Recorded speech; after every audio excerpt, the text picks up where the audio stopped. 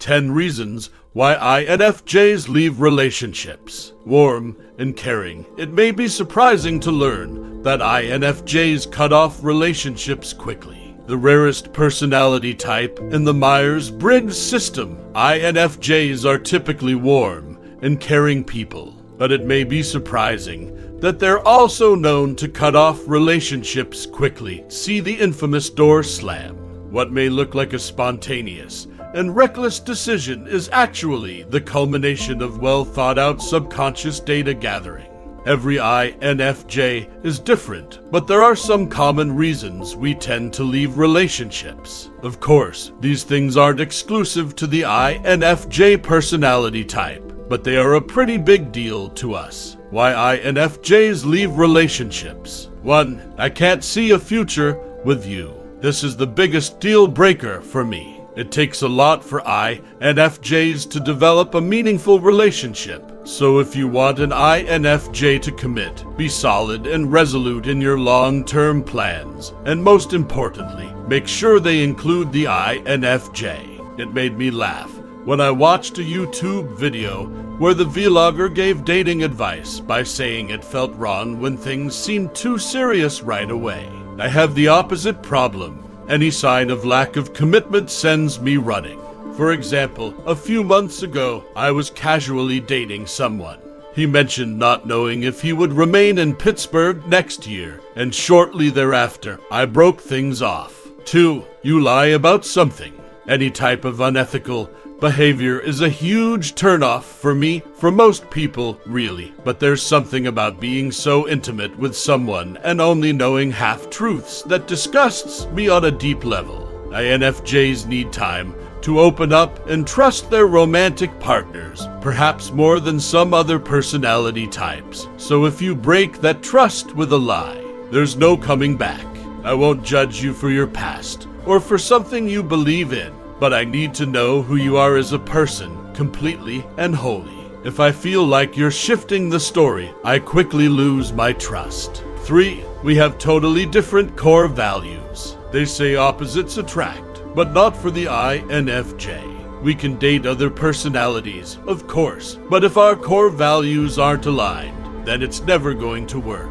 In religion, politics, family life, work, and money, we should be on the same page. We don't have to be in the same paragraph, but we should be on the same page. I personally value a partner who is open-minded and enjoys high-spirited debates. If I notice that you're a big spender, I might break things off. Everyone is entitled to be who they are, and it's worth noting that I'm not looking to change anyone or force them to compromise. I want your core values to come from who you are as a person, not some sort of sacrifice you're making for me. 4. You take life too seriously. This may surprise a lot of people, but INFJs have a certain amount of playfulness to them, especially with the people they love.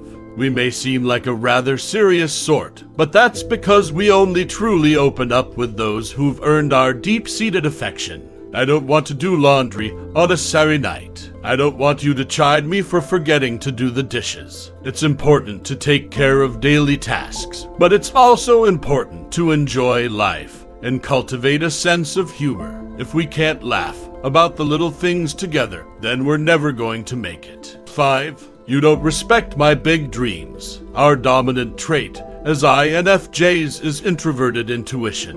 It's the way we learn about and navigate through life. It allows us to see multiple perspectives, develop empathy for others, and create surprising connections, and it makes us pretty idealistic.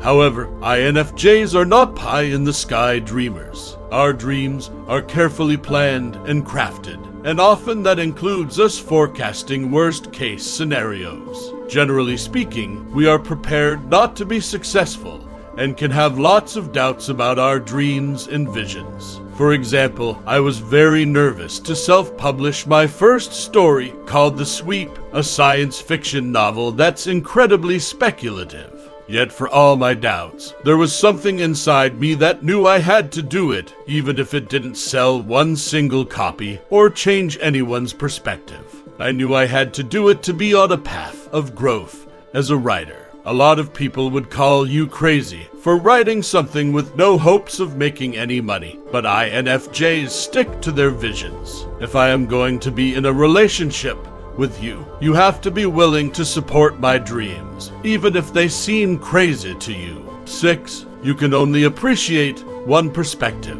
Personality hacker nicknames, introverted intuition perspectives, and for good reason.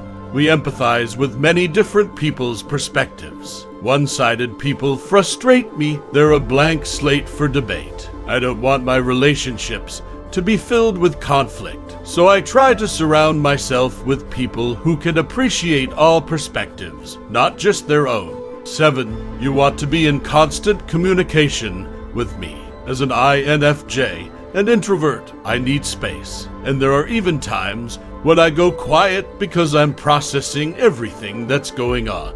Problems arise when you need to be in touch with me all day, every day. Nothing says run for the hills quite like lengthy texts and long voicemails. It is exhausting to make small talk all day and night. Save the interesting stories for date night. 8. We never reach a deeper level. INFJs crave deep connections with their partners. We don't just want to know the surface level details. We want to really know you. It's important for me to understand your aspirations, childhood stories, aversions, fears, dreams, and hopes. I want to know you on a micro level, no secrets. But if you have trouble opening up, for whatever reason, then I can't develop the kind of connection I need. 9. You try to change me. This is a tricky one. INFJs tend to be people pleasers, so we'll often forego our own happiness to make sure you're good.